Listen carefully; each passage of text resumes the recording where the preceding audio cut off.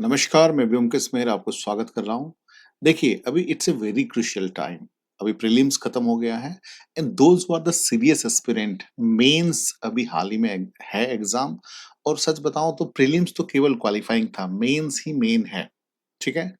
आज इस टॉपिक में बताऊँगा how to prepare UPSC mains 2025, उसका स्ट्रेटेजी क्या होना चाहिए और टिप्स क्या होना चाहिए। पार्टिकुलरली 2025 को लेके क्या स्ट्रेटेजी अपनाएँ मेंस के लिए? देखो, जो बच्चे अभी एग्जामिनेशन दिए हैं और जो 80 मार्क्स से ज्यादा ला रहे हो जनरल स्टडी पेपर में, तो वो definitely hope for the best, उनका प्रीलिम क्लियर होने वाला है। ठीक है? आपके दोस्त सब फेंक दे रहे होंगे, 95 ला रहे हैं, 100 ला रहे हैं, 105 ला रहे हैं, 117 ला रहे हैं। ये सब इतना मतलब ठीक है। मतलब मैं कहता हूँ कि 80 के ऊपर भी है करेक्ट, तो आप मेंस में बैठ रहे हो। और जो रिजर्व कैटेगरी में अराउंड 70-75 में भी एक्सपेक्ट किया जा सकता है। You never know.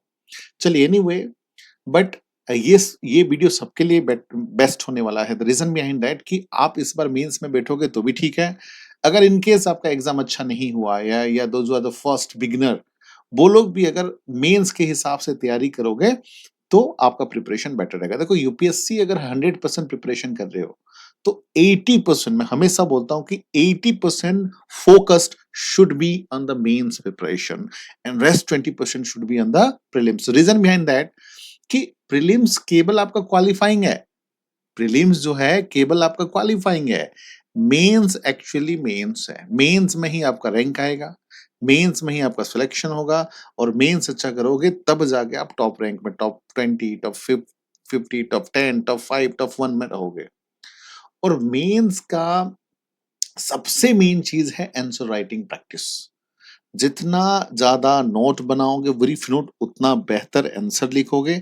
और आंसर जितना ज्यादा बेहतर होगा होगा उतना मार्क्स आएंगे। As simple is that. अभी आप सोचिए ना, अगर मैं एग्जामिनर हूं, मान लीजिए, ठीक है, आपका यूपीएससी चेक करने वाला फॉर एग्जाम्पल, आप लोगों के साथ जो मैं कम्युनिकेशन करूंगा that is through your answer. आप जो आंसर अच्छा लिखे हो उसके हिसाब से मैं मार्क दूंगा। उसमें आपकी पर्सनालिटी, उसके आपके टेम्परामेंट, उसकी आपकी एनर्जी लेवल, ये सब शो नहीं होगा। आपका जो मार्क्स मिलेंगे that is through your answer sheet.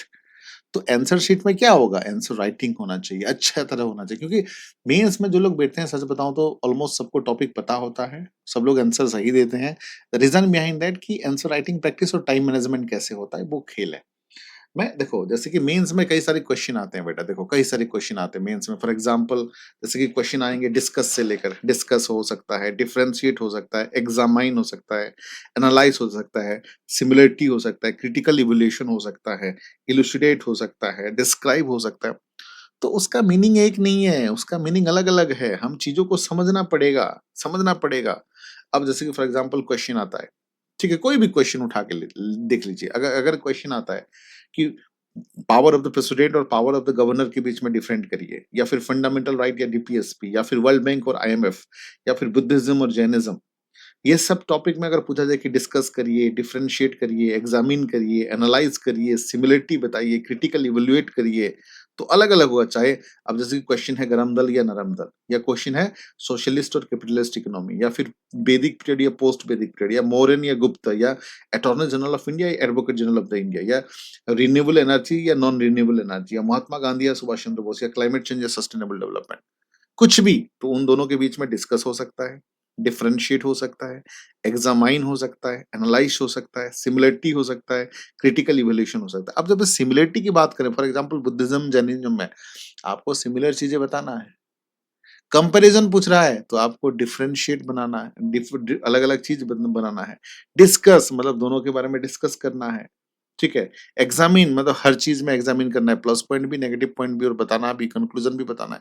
तो बेटा ये मैटर करता है कि आप किस टाइप के क्वेश्चन करते हो। मैं हर एक चीज को यहाँ पर डिटेल में बताने वाला हूँ। देखो, इस पेपर मेंस देने से पहले ये जो वीडियो मैं बनाऊंगा आपको 2-3 बार जरूर देखना पड़ेगा और सोचना पड़ेगा। Those are not even preparing for mains this time, वो भी देखो, ताकि, क्योंकि 80% focus should be on the mains. देखो यहाँ पर क्या है, cracking the UPSC main strategy guidelines में देखिए, यहाँ पर एक चीज मैं बता देना चाहता हूँ आप लोगों को सीधी सीधी तौर पर, कि द प्रिपरेशन यहाँ पर हमने फोकस किया है कि किस तरह से कंटेंट पे मास्टरी किया जाए, किस तरह से आंसर राइटिंग करोगे और किस तरह से सबसे क्रूशियल है टाइम मैनेजमेंट की इतने सारे क्वेश्चन लिखना होता है मेंस में जो टाइम मैनेजमेंट की दिक्कत आती है, ठीक है? तो उसको कैसे हैंडल करोगे? उसके साथ-साथ जीएस पेपर को, ऐसे पेपर को और ऑप्शनल ये तीनों जो मेन पेपर हैं। हालाँकि जो लिंग्विस्टिक पेपर है जो तो वो तो कंपल्सरी है, वो तो मतलब क्वालीफाई होगा ऐड ऐड होगा ही नहीं। तो आइए हम लोग बात करते हैं, ब्रेक डाउन करते हैं पेपर को, अंडरस्टैंड द एग्ज़ाम स्ट्रक्चर ये तो पता ही है आप लोगों को टोटल 9 पेपर होते हैं, जिसमें से 4 जो है जनरल स्टडी के पेपर होते हैं, 1, 2, 3, 4 सबके लिए मैंडेटरी है, 1 ऐसे पेपर सबके लिए मैंडेटरी है, 2 ऑप्शनल, ऑप्शनल मतलब आप अपने हिसाब से ये मैं उन बच्चों के लिए बोल रहा हूँ जो बिगिनर हैं, उनको थोड़ा-सा बता देता हूँ देन मैं आता हूँ। 2 ऑप्शनल आप अपने हिसाब से रख सकते हो, पब्लिक एडमिनिस्ट्रेशन हो, हिस्ट्री हो, ज्योग्राफी हो, पॉलिटी हो, सोशियोलॉजी हो, फिलॉसफी हो, साइकोलॉजी कोई भी ऑप्शनल और 2 लैंग्वेज पेपर जो कि केवल क्वालीफाइंग है, जो फाइनल मार्क में आपका ऐड नहीं होगा। तो बेसिकली 1750 मार्क्स जो है उससे बेस्ड आपका रैंकिंग होती है। तो GS paper basically holistic knowledge and assessment एक होलिस्टिक अप्रोच चाहिए। मतलब ऐसा नहीं कि एक ही सब्जेक्ट में हिस्ट्री में, पॉलिटी या ज्योग्राफी में, उसमें history, polity, geography, economics, physics, chemistry, biology, science and tech, environment, ethics हर चीज़ में आपको नॉलेज होना ज़रूरी है, ठीक है? उसके साथ ऐसे में क्या है आर्टिकुलेट एंड क्रिटिकल थिंकिंग आपका कितना क्रिटिकल थिंकिंग है उस सब्जेक्ट पे। जैसे कि फॉर एग्जांपल क्लाइमेट चेंज पे आ गया, सस्टेनेबल डेवलपमेंट पे आ गया, जैसे कि कोई भी सोशलिस्ट पे इकोनॉमी पे आ गया, वुमेन एम्पावरमेंट पे आ गया। तो आपको कितना क्रिटिकल थिंकिंग है और आर्टिकुलेट कैसे रिप्रेजेंट कर पाते हो उस चीज़ को दैट मैटर करता है। ऑप्शनल में क्या है कि सब्जेक्ट मैटर में कितना एक्सपर्टाइज़ हो, पर्टिकुलरली आपने पब्लिक एडमिनिस्ट्रेशन रखा है, हिस्ट्री रखा है, ज्योग्राफी रखा है, उसमें कितना एक्सपर्टाइज़ हो। और लैंग्वेज बेसिकली लैंग्वेज प्रोफिशिएंसी देखने के लिए है आपके लिए। उसके बाद देखो यहाँ पर सिलेबस मास्टरी द फाउंडेशन देखो पहला चीज है कि जो सिलेबस है पहले स्टिक टू द सिलेबस पहला चीज मैं बता दूं आज से चाहे प्रिपरेशन आपका प्रीलिम कर रहे हो या मेंस कर रहे हो आई डोंट नो बट आपके दीवार में स्टडी टेबल के साइड में प्रीलिम्स और मेंस का सिलेबस जो है दीवार में चिपका होना चाहिए ताकि 24/7 आप देखते रहो जब भी बैठो ठीक है उसके साथ क्या करोगे माइक्रो टॉपिक ब्रेकडाउन जो टॉपिक्स है आप उसको अलग-अलग सेक्शन में कर लीजिए। अलग-अलग डिवीजन में पार्ट कर लीजिए। फॉर एग्जांपल एंशिएंट हिस्ट्री है, तो अलग-अलग टॉपिक है। अब जैसे कि प्री हिस्टोरिक पीरियड है, पैलियोलिथिक, मेसोलिथिक, नियोलिथिक। उसके बाद जो है वैदिक पीरियड है, पोस्ट वैदिक पीरियड है। देन उसके बाद जो है आपके बुद्धिज्म है, जैनिज्म है, गुप्त मौर्य है, गुप्ता है। ये अलग टॉपिक हो गया। उसके बाद फिर उसको फिर अलग-अलग टॉपिक फॉर एग्जांपल बुद्धिज्म की बात करते हैं। तो बुद्धिज्म में आपको अलग-अलग करना है कि बुद्धिज्म का टेक्स्ट क्या होता है? बुद्धिज्म का ओरिजिन कैसे हुआ था? बुद्धिज्म जो महायान टाइप्स ऑफ बुद्धिज्म क्या है? महायान क्या है? हीनायान क्या है? वज्रायन क्या है? बुद्धिज्म स्प्रेड होने का रीज़न क्या है? बुद्धिज्म डिक्लाइन होने का रीज़न क्या है? बुद्धिज्म किस प्रकार से जैनिज्म जैनिज्म से अलग है? किस प्रकार से जो हिंदुइज्म से अलग है? तो ये टॉपिक को ब्रेक डाउन करना है। अब जैसे कि फंडामेंटल राइट पढ़ रहे हो, राइट टू इक्वालिटी क्या है? राइट टू फ्रीडम क्या है? राइट अगेंस्ट एक्सप्लॉइटेशन क्या है? ठीक है? रीट पावर्स क्या होते हैं? ये सब थोड़ा-सा उसको ब्रेक डाउन कर लीजिए टॉपिक को ताकि आप अंडरस्टैंडिंग ईज़ी रहे। अब जैसे कि प्रेसिडेंट पढ़ रहे हो, एग्जीक्यूटिव पावर क्या होता है? जुडिशियल पावर क्या होता है? लेजिस्लेटिव पावर क्या होती है? पार्डनिंग पावर क्या होती है ना? ये उसको टॉपिक को डिवाइड कर दो ताकि चीज़ों को आप बेहतर समझ सको, ठीक है? उसके बाद देखो integrated preparations identify overlap the GS paper for the integration for example आपने पब्लिक एडमिनिस्ट्रेशन जीएस में लिया है तो पब्लिक एडमिनिस्ट्रेशन का मैं तो बताऊं मोर देन 85% जो है जीएस के साथ ओवरमैच्ड है मतलब ओवरलैप टॉपिक है more than 80% of the topic अब हिस्ट्री की बात करो हिस्ट्री में तो 100 में से 100 टॉपिक जीएस से मैच करता है हिस्ट्री में भी वही सिलेबस है ऑप्शनल में जैसे कि एंशिएंट हिस्ट्री है मेडिवल हिस्ट्री मॉडर्न हिस्ट्री और वर्ल्ड हिस्ट्री जो आप मेंस में भी देते हो एंशिएंट है मेडिवल है मॉडर्न है वर्ल्ड हिस्ट्री तो वो हाँ कुछ सब्जेक्ट ऐसे हैं जैसे कि सोशियोलॉजी है साइकोलॉजी है फिलोसॉफी है एंथ्रोपोलॉजी है या फिजिक्स है केमिस्ट्री है बायोलॉजी ये सब जो है मेंस के साथ रिलेट नहीं होता बिल्कुल अब सोशियोलॉजी है साइकोलॉजी है फिलोसॉफी है एंथ्रोपोलॉजी है ये सब बिल्कुल रिलेट नहीं होता लेकिन सब्जेक्ट लाइक पब्लिक एडमिनिस्ट्रेशन सबसे ज्यादा देन हिस्ट्री 100% हिस्ट्री ओवरलैप है उसके बाद में जियोग्राफी का देन पीएसआईआर भी कुछ एक्सटेंड तक ओवरलैप है ठीक है देन इकोनॉमी ठीक है तो ये जो 5 सब्जेक्ट है मेनली पूरा जीएस के साथ मैक्सिमम ओवरलैप टॉपिक है और खासकर पब्लिक एडमिनिस्ट्रेशन मोर देन 80% और हिस्ट्री तो 100% ओवरलैप है तो ऐसे सब्जेक्ट को मतलब पढ़ो जो कि देखो अब जैसे कि हिस्ट्री आपने ऑप्शनल लिया है तो हिस्ट्री पढ़ोगे ऑप्शनल तो आपका जीएस भी कवर हो जाएगा और आपका हिस्ट्री ऑप्शनल भी हो रहा है तो यहाँ पर थोड़ा-सा स्मार्ट ऑप्शनल लेते वक़्त आपको स्मार्ट थिंकिंग करना चाहिए। आपने सोशियोलॉजी, फिलॉसफी, साइकोलॉजी ये सब रखा, तो अलग से 2-3 महीना पढ़ना पड़ेगा उस सब्जेक्ट को। तो थोड़ा-सा ये स प्रिपरेशन के टाइम पे स्मार्ट थिंकिंग चाहिए, ठीक है? बहुत सारे टॉपिक ओवरलैप है। अब जैसे कि फॉर एग्ज़ाम्पल हिस्ट्री और पॉलिटी की बात करते हैं। अब जैसे कि पॉलिटी में आप पढ़ोगे स्टार्टिंग में कॉन्स्टिट्यूशनल फ्रेमवर्क कि किस प्रकार से संविधान का गठन हुआ था, ठीक है? मतलब जो ब्रिटिशर जितने एक्ट बनाए थे, उसके बाद इंडिपेंडेंट होने तक, ठीक है? 1773 का एक्ट है, हर हर एक act Morley Minto reforms, Montagu Chelmsford reform, government of Indian act act then हर जो एक्ट है गवर्नमेंट ऑफ इंडियन एक्ट 1947 वाला, 1935 वाला, ठीक हर एक एक्ट जो है पॉलिटी में भी है और आपका हिस्ट्री में भी इवोल्यूशन ऑफ द कॉन्स्टिट्यूशन, उसके साथ हिस्ट्री में भी कॉन्स्टिट्यूशनल फ्रेमवर्क है। तो काफ़ी कुछ जो है सिमिलर सिमिलर टॉपिक है ना? उस चीज़ को अब जैसे कि फॉर एग्ज़ाम्पल पॉपुलेशन सेंसस है, वो इकोनॉमी का भी टॉपिक है, वो आपका ज्योग्राफी का भी टॉपिक है। फॉर एग्ज़ाम्पल मतलब जैसे कि कोई भी टॉपिक जैसे कि बहुत सारे टॉपिक जो है करंट से भी रिलेटेड है, तो उस चीज़ को ध्यान रखिएगा। ठीक है, अब जैसे कि एग्रीकल्चर है, इकोनॉमी में भी है और आपका जो है ज्योग्राफी में भी है, तो बहुत सारे कल टॉपिक जो है ओवरलैप है, करंट अफेयर्स में भी है, ठीक है? अब देखो करंट अफेयर्स इंटरलिंक्ड बहुत सारे टॉपिक है, ज्योग्राफी है, आपके पॉलिटी है, मैक्सिमम जो है स्टैटिक के साथ इकोनॉमी, करंट भी रिलेटेड है। फॉर एग्जांपल अब जैसे कि आरबीआई की बात करें, रिजर्व बैंक ऑफ इंडिया की बात करते हैं। जब तक आपको repo rate, reverse repo rate, statutory liquidity ratio ये सब नहीं पता है तो मॉनेटरी पॉलिसी कैसे समझोगे? आज के डेट में जो बैंकिंग का ये मॉनेटरी पॉलिसी कैसे समझोगे? तो in order to understand the RBI, in order to understand the monetary policy आपको ये सब चीजें समझना पड़ेगा, तो बेसिक चीजें समझना पड़ेगा, है ना? फिस्कल डेफिसिट क्या है, ठीक है? फिस्कल सरप्लस क्या है? तो नहीं है तो बजट कैसे समझोगे? तो ये समझना पड़ेगा आपको, जीडीपी, जीएनपी, एनएनपी नहीं समझोगे तो कैसे समझोगे? तो इस तरह करंट अफेयर से भी आप इंटरलिंक्ड करिए चीजों को। देन प्रोग्रेस ट्रैकिंग देखो हमेशा जो है सिलेबस बेस करिए और जो है चेक करते रहिए, इवैल्यूएट करते रहिए। और सबसे मेन चीज है कि मेंस के लिए आप एक मेंटर रखिए। और मेंटर ऐसे नहीं कि बड़े-बड़े इंस्टीट्यूट में आपने जॉइन कर लिया और वो आपको केयर ही नहीं कर रहे हैं। आपका च बड़े-बड़े इंस्टीट्यूट का कमी मैं बता देता हूँ। अब जैसे कि एक्स वाई जेड मैं नाम नहीं लूँगा। बड़े-बड़े इंस्टीट्यूट हैं, नाम बड़ा-बड़ा है बट दर्शन छोटा है। उसमें आप मेंस के जो क्वेश्चन लिखोगे, वो फैकल्टी चेक ही नहीं करेंगे। उनके पास टाइम ही नहीं है। ठीक है? या फिर टाइम है तो भी वो चेक नहीं करते, चेक करने के लिए अलग से स्टूडेंट को ही हायर करते हैं और स्टूडेंट ही चेक करते हैं, आपको बताते हैं ये है। अरे जो स्टूडेंट हायर करेंगे, स्टूडेंट चेक करेंगे, उनको कितना नॉलेज होगा? उनको थोड़ी नॉलेज हो, जो इंस्ट्रक्शन मिला होगा उसी के हिसाब से चेक करेंगे। तो यहाँ पर जैसे कि हम लोग कोशिश करते हैं कि मैं पर्सनली चेक करता हूँ आंसर राइटिंग चीज़ें, ताकि कुछ ऐसे एक्सपर्ट मेंटरशिप रखिए, जो आपको थ्रू आउट द प्रिपरेशन में हेल्प करे, ठीक है? हेल्प करें, ठीक है? वैसे मेरे पास भी आप मेरे इस नंबर पे भी भेज सकते हो आंसर राइटिंग 8527007432 और फ्री ऑफ कॉस्ट है, मैं ध्यान रखिएगा। ऐसा कोई नहीं कि मैं चार्ज करूँगा, फ्री ऑफ कॉस्ट है। This is just for your help, helping hand है आपके लिए कि कोई भी आंसर जो है व्हाट्सएप नंबर पे आप सेंड करिए और मैं तुरंत और आप जो क्वेश्चन लिखते हो और भेजते हो आपको 1 हफ्ते के बाद 10 दिन के बाद इवैल्यूएट होता है।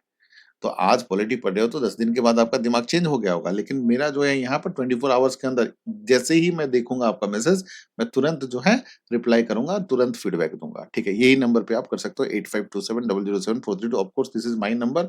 इन केस कुछ भी क्वेरीज़ है, जैसे कि प्रीलिम्स कैसे तैयारी करनी है, मेंस कैसे करनी है, आंसर राइटिंग प्रैक्टिस कैसे करनी है, टेस्ट सीरीज़ कहाँ से देनी है या किस प्रकार से जो है मतलब आप अच्छे से होलिस्टिक अप्रोच किया जाए, किसी भी प्रकार का डाउट है इस नंबर पे कॉल या मैसेज कर सकते हो, ठीक है?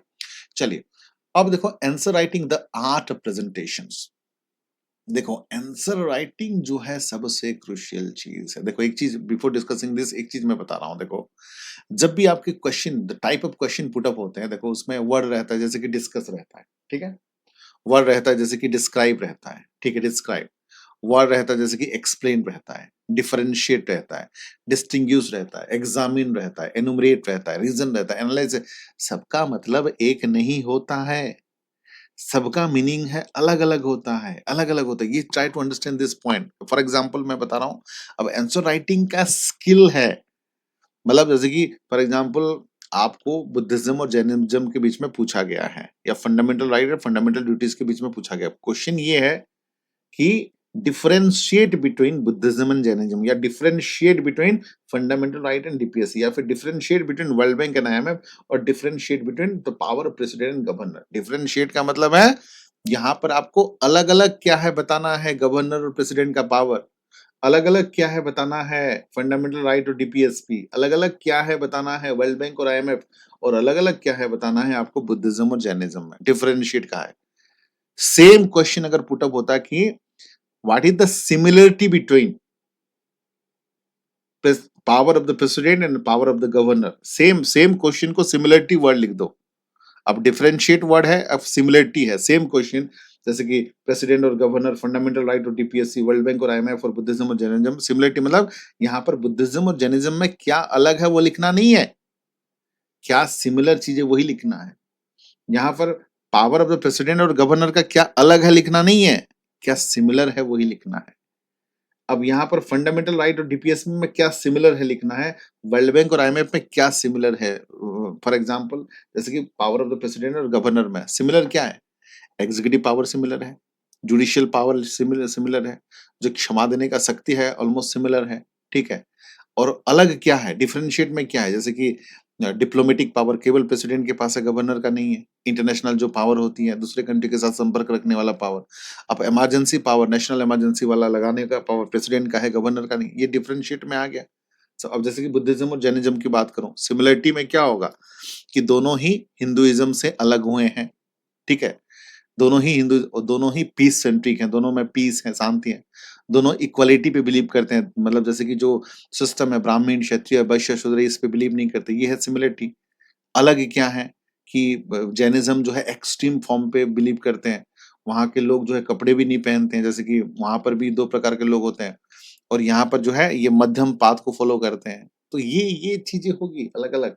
अब वर्ल्ड बैंक और आईएमएफ में सिमिलरिटी क्या है, दोनों का ऑर्गेनाइजेशन सेम है, दोनों एस्टेब्लिश ऑलमोस्ट सिमिलर टाइम पे हुआ था, दोनों का मकसद है वर्ल्ड में फाइनेंशियल सपोर्ट करना। दोनों में अलग क्या है, world bank provide long terms loan, IMF provide the short term loan.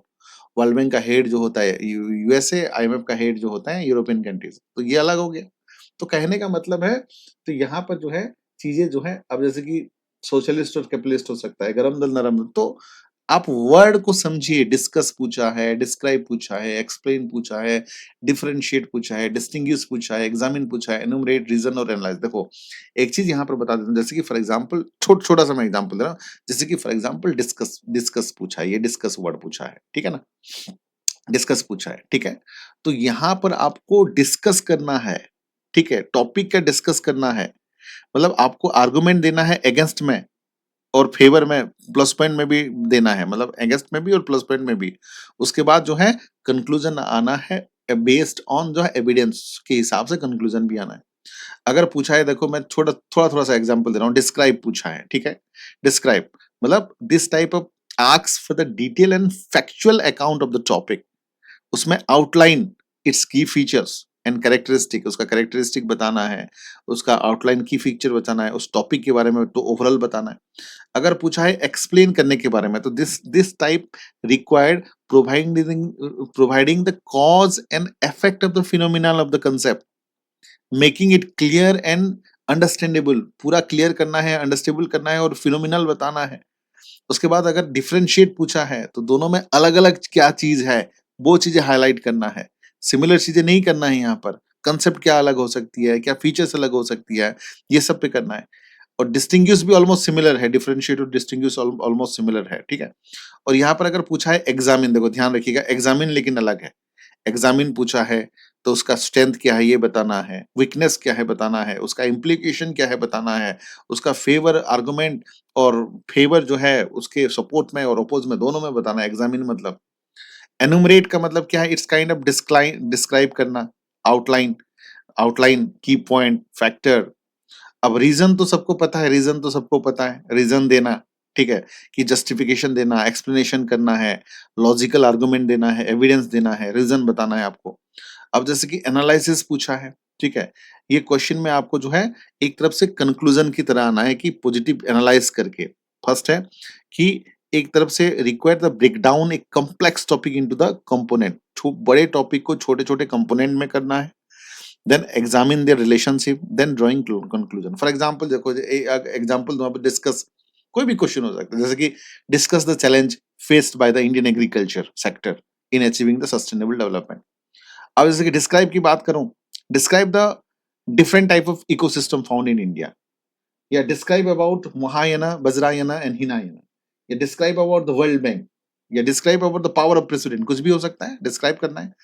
अब एक्सप्लेन भी उसी तरह का, explain the impact of globalisation on the Indian economy, ठीक है, explain the role of Mahatma Gandhi in the freedom struggle, या explain the role of Subhash Chandra Bose in the freedom struggle, हो सकता है, कुछ भी हो सकता है, एक्सप्लेन करना है आपको। यहाँ पर देखो डिफरेंशिएट, डिफरेंशिएट और डिस्टिंग्विश ऑलमोस्ट सिमिलर चीज है। Differentiate between the power of the president and power of the governor, और डिफरेंशिएट बिटवीन फंडामेंटल राइट और fundamental duty, differentiate between World Bank and IMF, differentiate between Buddhism and Jainism, differentiate between गरम दल and नरम दल। और same चीजें distinguish भी same चीजें, distinguish between attorney general and advocate general of the state, distinguish between Subhash Chandra Bose and Mahatma Gandhi, distinguish between climate change and sustainable development, कुछ भी हो सकता है, डिफरेंट है। और एग्जामिन, कुछ भी हो सकता है, examine the role of technology in education, ठीक है। एनुमरेट का मतलब है डिस्क्राइब ही है, enumerate the key principle of the Indian constitution, ठीक है। Then reason, reason, reason, reason why the government should मतलब इन्वेस्ट इन एजुकेशन, ठीक है, बताइए, रीजन बताइए, ठीक है। तो इस तरह का चीजें हो सकता है, ठीक है। या फिर रीजन बताइए कि प्रेसिडेंट का इलेक्शन क्यों इनडायरेक्ट होता है, ठीक है, कुछ भी हो सकता है। एनालिसिस, कुछ भी हो सकता है एनालिसिस क्वेश्चन में, जैसे कि analyse the impact of the climate change on the human health, ठीक है, तो कुछ भी हो सकता है। तो आपको उस तरीके से आंसर देना बहुत जरूरी है, और ये मैंने डिटेल में आपको समझाया है आंसर राइटिंग प्रैक्टिस में। ध्यान रखना, आंसर राइटिंग प्रैक्टिस आपको कहाँ मिलेगा, नीचे देखिए, नीचे जो है डिस्क्रिप्शन बॉक्स में है, वहां पर ऐप है, एग्जाम कैंपस का ऐप है, ये हमारा ऐप है, एग्जाम कैंपस का लिंक है, वहां पर जाइए और आंसर राइटिंग का प्रैक्टिस करिए। वहां पर हम लोग का कोर्स भी है, कोर्स हम लोग ज्यादा भी नहीं है, 2000 का कोर्स है, वहां पर आप ले सकते हो, ठीक है। आंसर राइटिंग मैंने पूरा समझाया है कि ऑप्शनल में कैसे करोगे answer writing, GS paper 1, paper 2, paper 3, paper 4 को कैसे डील करोगे, ये सब बातें बातें मैंने बताया, ठीक है। एक लास्ट पॉइंट बता रहा हूँ, जैसे कि इकोनॉमी लिखोगे उसकी बातें अलग है, एथिक्स लिखोगे उसकी बातें अलग है, अब हिस्ट्री, पॉलिटी, ज्योग्राफी लिखोगे उसकी बातें अलग है, ठीक है। एक दूसरे को सिमिलरिटी नहीं है, सबकी अलग अलग बातें हैं, ठीक है, मैं डिटेल में बताया हूँ। चलिए और भी चीजें आते हैं। आंसर राइटिंग का देखो स्ट्रक्चर क्लियरली होना चाहिए, देखो आपका अभी मैंने बताया था इंट्रोडक्शन, उस हिसाब से आंसर देना है। Enhance the readability, use the heading, सब हेडिंग, बुलेट पॉइंट को आप फोकस करना है। विजुअल जितना हो सके, diagram, flow chart, maps, better understand, ये सब देना है। और सबसे मेन चीज है word limit.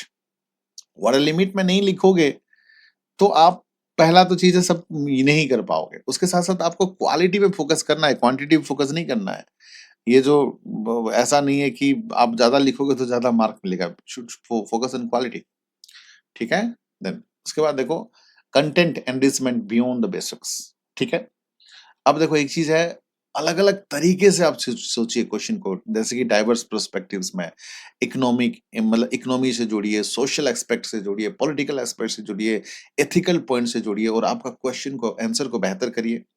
Then authoritative coat, आपको अगर कोटेशन आता है या फिर कोई आर्टिकल आता है, कोई मतलब कमिटी रिपोर्ट दे सकते हो, कोई कमेटी, कोई कोई सॉलिड सा पॉइंट दे सकते हो, तो चीजें अच्छा रहता है।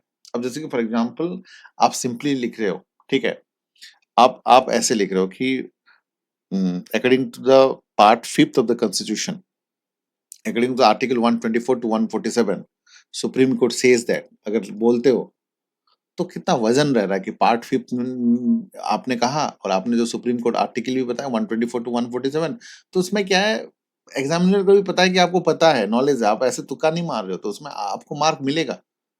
या फिर सिंपली लिखते हो तो कि सिंपली लिख देते हो उसकी जगह पे कि अकॉर्डिंग टू सुप्रीम कोर्ट, तो उसमें जो है इतना मार्क नहीं मिलेंगे जितना आप पार्ट 5 या फिर article 124 to 147 of the constitution, तो ये मेंशन करना बहुत जरूरी है, समझ रहे हो चीजें।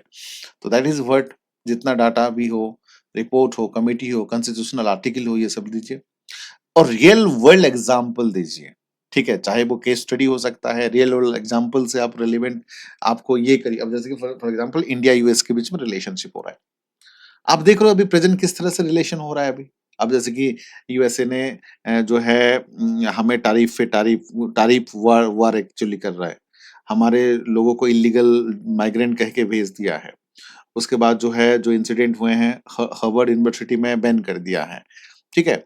बहुत सारी चीज़ें ऐसे हो रहे हैं, पाकिस्तान को हमारे दुश्मन पाकिस्तान को सपोर्ट कर रहा है या फिर हमें मजबूर कर रहा है अपना जो फाइटर जेट खरीदने के लिए, हम उसके लिए हम रशिया से S-400 लिए हैं, ठीक है?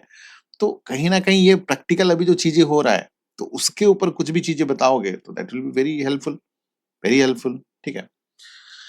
अब जैसे कि आईएमएफ की बात चल रही है, तो आईएमएफ ने फंड पाकिस्तान को क्यों दिया? आईएमएफ का फंक्शन क्या है? तो ये सब प्रैक्टिकली थोड़ा-सा बताओगे तो ज़्यादा रेलेवेंट होगा। करंट अफेयर्स देखो, करंट अफेयर्स के साथ add current affairs inside for the last 12 to 18 months.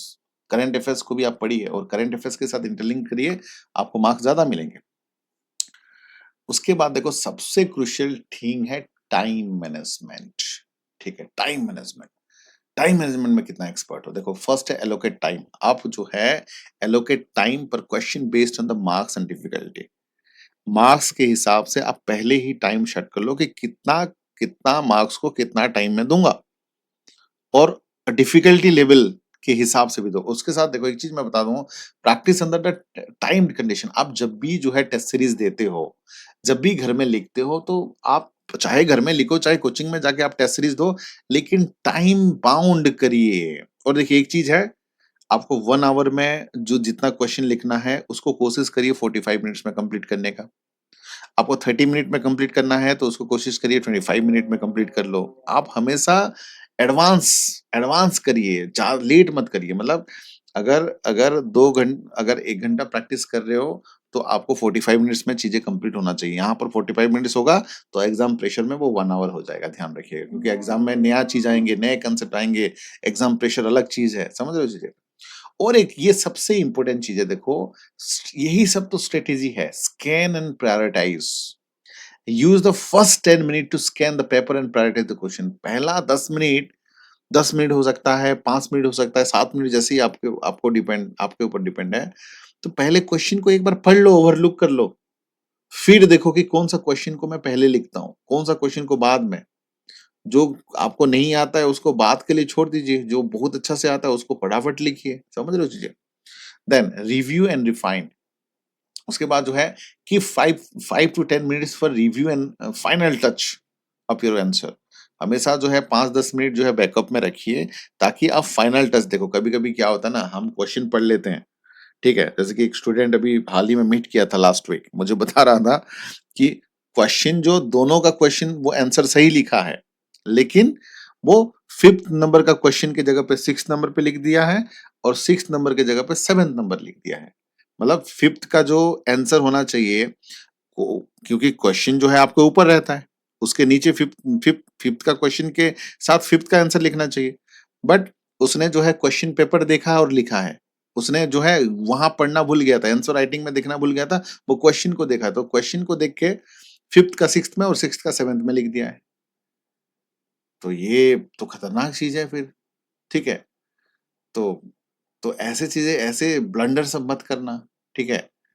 आप कभी-कभी बच्चे ना क्वेश्चन पेपर को देख के ही आंसर राइटिंग में लिख देते हैं, क्योंकि आंसर राइटिंग में भी है आपका क्वेश्चन, नो डाउट, वो उसको स्किप कर लेते हैं कभी-कभी, ठीक है? तो वो चीज़ें नहीं करना है, ठीक है? ध्यान देना है, 5-10 मिनट उसके लिए रखिए ताकि मैकअप कर सको। अगर लास्ट मिनट में उसको पता चलता कि 5 का 6 में लिखा है या 6 का 7 में लिखा है, तो उसको वो थोड़ा-सा बता सकता था, ऐसे मार्क करके, ठीक है? चलिए। Then revision strategy, consolidate and recall. देखो रिवीजन इज मस्ट। मेंस में जितना ज्यादा नोट्स बनाओगे, जितना ज्यादा रिवीजन करोगे, उतना फायदा है। मेंस में आपको ज्यादा नहीं पढ़ना है, स्पेसिफिक चीजों पे पढ़ना है। देखो कंसाइज नोट, मैं हमेशा बोलता हूँ कि नोट इज एवरीथिंग। नोट एक ऐसा माध्यम है जो रिवीजन आप फटाफट कर सकते हो, ठीक है? तो नोट इज एवरीथिंग। नोट बनाओ, मेंस में अच्छा मार्क लाना है तो ध्यान रखिए। Then recall the key concept. देखो focus on interlinked and recall key concept effectively, ठीक है? कंसेप्ट वाली जो है अपने पॉइंट के हिसाब से लिख लो ताकि आप कंसेप्ट को समझ सको। Then retention tool, use mind maps. देखो हमेशा निमोनिक टेक्निक हो सकता है, माइंड मैप हो सकता है, आप अपने तरीके से उसको लिखो। अब जैसे कि फंडामेंटल राइट को कैसे आप याद करोगे, या फिर नेशनल पार्क को कैसे याद करोगे, या रिवर सिस्टम को कैसे याद करोगे? सबका अपना अपना ट्रिक है। आप जितना निमोनिक ट्रिक्स हो सकता है, जितना माइंड मैप बना सकते हो, जितना तरीका स्टोरी टेलिंग मेथड में कर सकते हो, आप अपने हिसाब से बनाओ, ठीक है? हालांकि मैंने भी बहुत सारे वीडियो बनाए हैं निमोनिक पे और माइंड मैप पे और हाउ टू मेमोराइज इजीली पे, ठीक है? आप वीडियो देख सकते हो, इस चैनल में है। उसके बाद जो है मल्टीपल रिवीजन, देखो रिवीजन इज द मस्ट, जितना ज्यादा रिवाइज करोगे उतना ज्यादा डाटा याद रहेगा, उतना बेहतर आंसर लिखोगे। और एक टॉपिक खत्म होने के बाद रिवीजन करना, उसके बाद नेक्स्ट टॉपिक पे जाना। और हर एक हफ्ता संडे टू संडे, देखो संडे एक दिन ऐसा रखना जो केवल जो टॉपिक 6 दिन में पढ़े हो उसको रिवीजन करना है, और आंसर राइटिंग पूरा जोर शोर से लिखना है, ठीक है। देन उसके बाद देखो प्रैक्टिस एंड मॉक टेस्ट। देखो पहला चीज है, जो मॉक टेस्ट दोगे तो फुल लेंथ मॉक टेस्ट देना, right, full length mock test under the exam condition. जिस प्रकार से एग्जाम में बैठ के देते हो ना, चाहे घर में भी दो, लेकिन उस कंडीशन में दो। ऐसा भी हो सकता है कभी फैन भी नहीं चल सकता है, आप ऐसा है कि पूरा एसी वेसी के सामने बैठ के दे रहे हो, नहीं यार प्रैक्टिस करो थोड़ा सा गर्मी में भी। कभी खाली फैन में देके देखो, विदाउट फैन में देखे देखो, थोड़ा सा गर्मी में भी बैठ के देखो, क्योंकि आप जिस जिस स्कूल में जाओगे तो वहां तो एसी नहीं रहेगा, है, एसी नहीं रहेगा, और शायद कभी कभी फैन भी खराब हो सकता है, या फिर जो फैन चल रहा है आपके पास ना हो, गर्मी लग रहा हो, ठीक है। तो ये सब चीजों को भी ध्यान रखना, एग्जाम कंडीशन में आप देना, ठीक है। देन उसके बाद evaluate evaluate the answer, evaluate the answer based on UPSC criteria and feedback.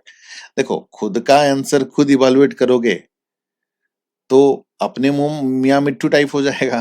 अब आप खुद ही लिखे हो, आप 100 में से 100 भी दे सकते हो, 20 में से 20 भी दे सकते हो, ठीक है। लेकिन आप अपने एक्सपर्टाइज जो इस फील्ड में है, आप मुझे भी भेज सकते हैं, ठीक है, इस नंबर पे 8527007432 पे मैं इवेलुएट करके आपको भेज दूंगा फीडबैक, ठीक है। तो ये जरूरी है, आपके कोई सीनियर हैं, मेंटर हैं, कोई फैकल्टी हैं जिनकी जान पहचान है, जिनकी बातचीत होती है, रेपुटेशन अच्छा है, तो आप भेज सकते हो, ठीक है। तो ये जरूरी है, ये बहुत जरूरी है, ठीक है। देन रिफाइंड स्ट्रेटेजी, आपके वीक एरिया को देखिए और किस तरह से आप उसमें वर्कआउट कर सकते हैं उसको देखिए। उसके बाद देखो repeat the process and continuous improvement. देखो ये प्रोसेस जो है रिपीट करना, कहता है ना practice make the man perfect, जितना ज्यादा प्रैक्टिस करोगे उतना ज्यादा बेहतर है, ठीक है। तो ये देखो मेंस के कुछ मैंने आपको बताया, जो आपके डेफिनेटली आपके फायदा के लिए ही बताया है, डेफिनेटली आपको फायदा ही होंगे, ठीक है, नुकसान तो होगा नहीं, फायदा ऑफ कोर्स जो है फायदा ही होगा। उसके साथ साथ देखिए मैं आप लोगों के लिए एक जबरदस्त कोर्स बता देता हूँ यहाँ पे। हम लोगों ने फाउंडेशन कोर्स स्टार्ट कर दिया है, ठीक है। ये नए बच्चों के लिए पब्लिक एडमिनिस्ट्रेशन और हिस्ट्री का ऑप्शनल है। उसके बाद यूपीएससी बैच है, स्टेट पीसीएस का है, एनसीईआरटी का है। हर एक मंडे हम लोग बैच स्टार्ट करते हैं, ये नंबर है, कंटैक्ट कर सकते हो, ये मेरा नंबर भी है, कंटैक्ट कर सकते हो।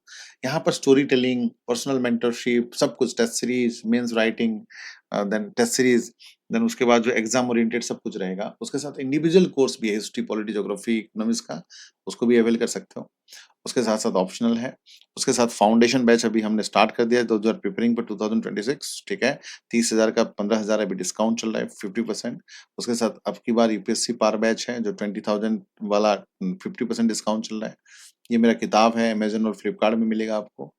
और ये चीजें हैं जो मैं पढ़ाता हूँ, history, geography, polity, economy, public administration, history. देखो एक चीज है, मैं इतना सारा चीजें पढ़ाता हूँ इसीलिए मैं आपको होलिस्टिक अप्रोच में गाइड गाइड कर सकता हूँ, ठीक है। इतना मेंस को डिटेल में बता सकता हूँ। मैं अगर खाली हिस्ट्री, खाली ज्योग्राफी, खाली पॉलिटी, खाली इकोनॉमी पढ़ाता तो शायद इतना होलिस्टिक अप्रोच में आपको नहीं बता पाता, ठीक है। तो इसलिए मैं आपको जो बताऊंगा होलिस्टिक अप्रोच में बताऊंगा। उसके साथ देखो पर्सनल मेंटरशिप का फीस तो वैसे 11,000 का है, बट ये मैंने बच्चों के लिए टोटली फ्री कर दिया है, ध्यान रखिएगा। ये जो है बच्चों के लिए मैंने कंप्लीटली जो है फ्री कर दिया है, आप उसका जबरदस्त फायदा उठाइए, ठीक है। ये जो है अभी कुछ प्राइस नहीं रहेगा, ये टोटली जो है फ्री ऑफ कॉस्ट है, ठीक है। आप इसी नंबर पे मुझे कांटेक्ट कर सकते हो किसी भी प्रकार का, चाहे आंसर राइटिंग प्रैक्टिस करना हो, या यूपीएससी में फंस रहे हो, प्रीलिम कैसे तैयारी करनी है, मेंस कैसे करनी है, ऑप्शनल कैसे चूज करनी है, आंसर राइटिंग प्रैक्टिस कैसे करनी है, टेस्ट सीरीज कहाँ से देना है, किसी भी प्रकार का चीज है आप मुझे कांटेक्ट कर सकते हो 24/7। व्हाट्सएप तो कभी भी कर सकते हो 24/7। और कॉल करने का जो टाइम है बेटा, कॉल करने का जो टाइम है 1 PM, 1 बजे से 2 बजे तक, ठीक है। 1 बजे से 2 बजे तक आप कभी भी कॉल कर सकते हो, 365 दिन, ठीक है।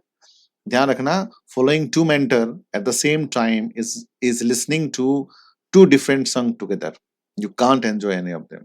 तो कोई भी यहाँ पर मेंटर गलत नहीं है, ठीक है। मैं जो बोल रहा हूँ ऐसा नहीं बोल रहा हूँ कि मैं ही करेक्ट हूँ, कोई दूसरा भी हो सकता है, लेकिन आप एक को फॉलो करिए, आप एक को फॉलो करिए। और मेंटरशिप बहुत जरूरी है, मैं हमेशा बोलता हूँ मेंटरशिप बहुत जरूरी है। आपको कौन आपको गाइड कर रहा है, किस डायरेक्शन में कर रहा है।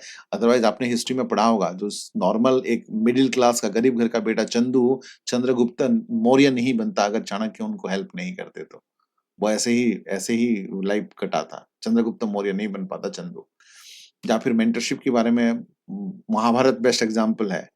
एक तरफ पंचू पांडव थे, एक तरफ कौरव थे और कौरव के सेना सबसे पावरफुल थे। महावीर कर्ण, द्रोणाचार्य, पितामह भीष्म, जयद्रथ, उसके बाद जो है जो हमेशा अमर रहते हैं, ठीक है? अश्वत्थामा, ठीक है? इतने महारथी थे, लेकिन उनका गुरु कौन था? शकुनी। किसके हिसाब से चलते थे? शकुनी मामा, जो उनका ही वंश को नष्ट कर दिए। लेकिन दूसरी तरफ पंचू पांडव के हेड कौन था? श्री कृष्ण जी थे, जो कि हर जगह जो उनको गाइड किए थे। समझ रहे हो चीजें? तो मेंटरशिप आप किसको रखते हो, ये बहुत मैटर करता है यूपीएससी प्रिपरेशन में। ठीक है? तो आपको लगता है कि आपका मैं चीज़ों को मैं सॉल्व कर सकता हूँ, आप इस नंबर पे कॉल कर सकते हो या मैसेज कर सकते हो मुझे, ठीक है? दिस इज़ माय नंबर 8527001432, ठीक है? उसके साथ-साथ आपको पसंद आया तो like and share and subscribe कर सकते हो, ठीक है, चैनल को। ये हमारी चैनल है और बने रहिए, जुड़े रहिए और शेयर करते रहिए। और भी बहुत सारे वीडियोज़ मैं लाऊँगा, ऐसे मज़ेदार वीडियो सब लाऊँगा, ठीक है? स्ट्रैटेजी पे, पब्लिक एडमिनिस्ट्रेशन ऑप्शनल पे, हिस्ट्री ऑप्शनल पे, जीएस पे आप बने रहना, जुड़े रहना, ठीक है? और आप नीचे कमेंट करके बताइए ये सेशन कैसा लगा और किस टॉपिक पे आप चाहते हो कि मैं वीडियो बनाऊँ, नीचे कमेंट करके बताइए, ठीक है? आज के लिए इतना ही। Thank you. Wish you all the best for the mains examination. Take care. Have a nice day.